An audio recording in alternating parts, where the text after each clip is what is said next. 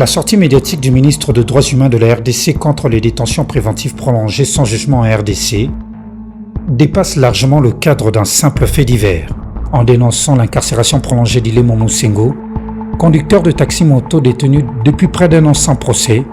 Le gouvernement met en lumière l'un des dysfonctionnements les plus persistants du système judiciaire congolais, l'abus de détention préventive.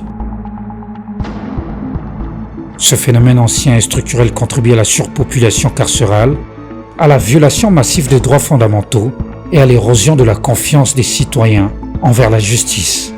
L'affaire Moussengo, rendue publique par une vidéo virale, montrant ainsi un détenu visiblement affaibli, a agi comme un électrochoc national, relevant le sort de milliers de détenus anonymes à travers le pays. Rappel de fait, le mardi 6 janvier à Kinshasa, à l'occasion du lancement de travaux de médiation en matière de droits fondamentaux de travailleurs, le ministre Samuel Mbemba a pris une position ferme contre les incarcérations prolongées sans jugement. Quelques jours plus tard, dans un communiqué, il a réagi explicitement au cas d'Ilemo Moussengo. Ce conducteur de taxi-moto serait détenu depuis près de 12 mois pour de faits qualifiés de bénins, sans avoir comparu devant un juge ni bénéficié d'un jugement. La diffusion d'images montrant son état physique dégradé a suscité une vague d'indignation sur les réseaux sociaux, poussant les autorités à s'exprimer publiquement. L'objectif pour nous, c'est de vous écouter. Écoutez vos dénonciations dans la mesure du possible. Écoutez les auteurs de dénonciations que vous faites, faire des observations ou des recommandations pour que les auteurs, si les faits sont confirmés, puissent corriger. En droit congolais, la détention préventive ne doit être ordonnée que lorsque les raisons précises les justifient. Risque de fuite, menace sur l'ordre public, danger de subordination de témoins ou de destruction de preuves. Elle est strictement encadrée par de délais légaux. Or, dans la pratique, ces garde-fous sont régulièrement ignorés.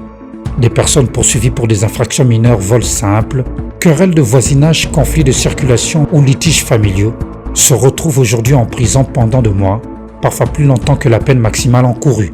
On parle de la détention préventive, on parle de la situation de détention d'une personne qui est à la disposition du parquet. Et le parquet n'a pas les droits assez étendus parce que la loi est due, comme on le dit, la lex, la loi est due, c'est la loi, et elle s'applique à tout le monde, n'est-ce pas? Et le magistrat du parquet, dès lors qu'il a décidé de placer quelqu'un en détention préventive, il a aussi un juge de contrôle de cette détention qui est le juge de paix en chambre du conseil, qui doit contrôler sa détention. Et dès lors que la détention préventive prolongée devient irrégulière, donc le droit des détenus sont bafoués. L'abus de la détention préventive en RDC s'explique par plusieurs facteurs structurels.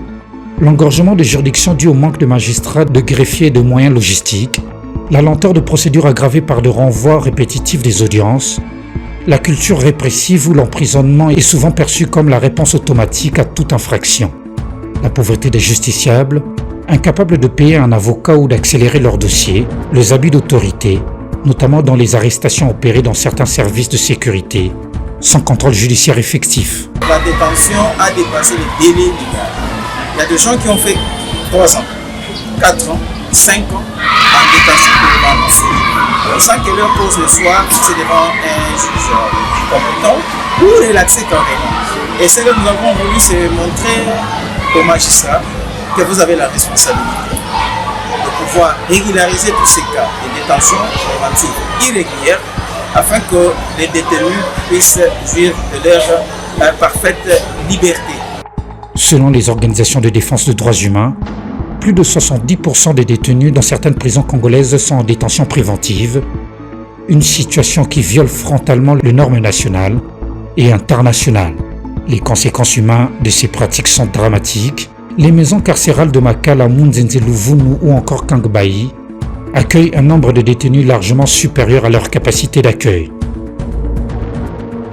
Les conditions des détentions, promiscuité, insalubrité, malnutrition, accès limité aux soins, aggravent la vulnérabilité de personnes détenues sans jugement.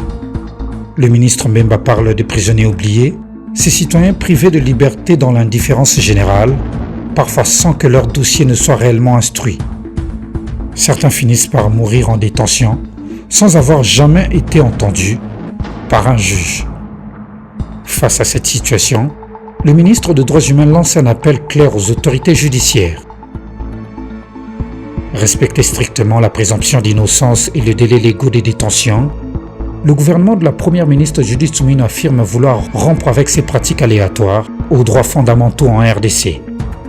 Samuel Mbemba plaide notamment pour le recours accru aux mesures alternatives à la détention, liberté provisoire, contrôle judiciaire et un suivi systématique de délais de détention préventive, une responsabilisation disciplinaire de magistrats en cas de violation manifeste, un renforcement du rôle de l'inspection judiciaire et des mécanismes de médiation.